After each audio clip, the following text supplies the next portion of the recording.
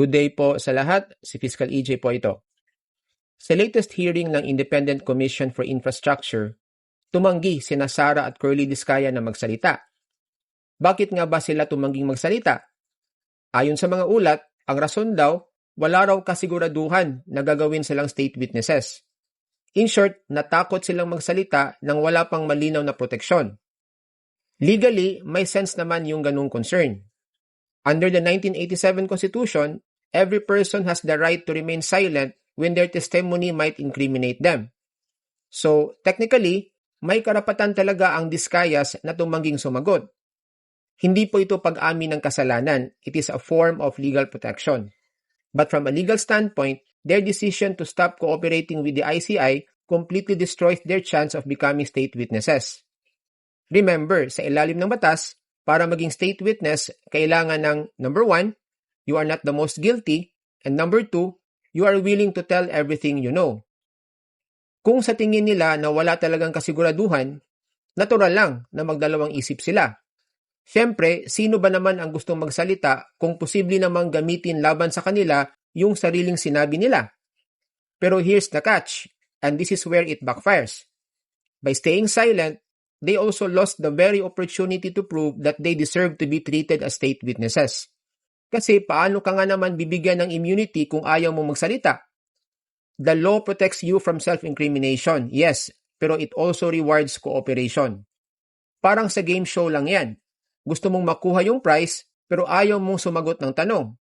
Paano ka nga naman mananalo?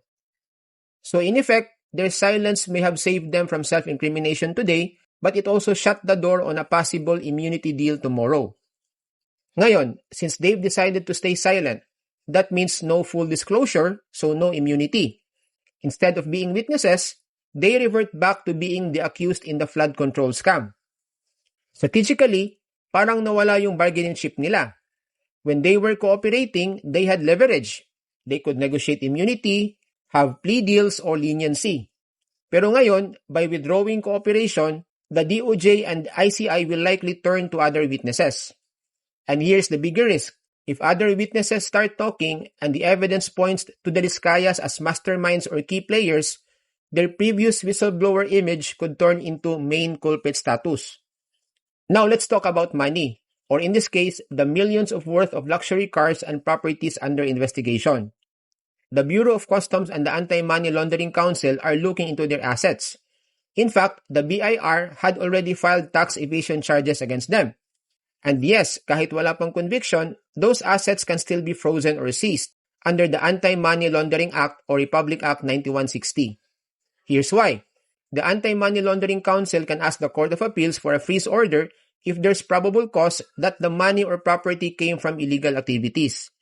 This is called a preventive measure. Yes, hindi pa sila guilty, pero the goal is to preserve the assets habang ongoing ang investigation. So yes, possible na ma-freeze ang accounts o makumpiska ang mga sasakyan even before conviction as long as there is probable cause and court approval. So technically, hindi pa sila guilty, pero temporarily pwedeng mawala sa kanila ang access sa kanilang mga assets.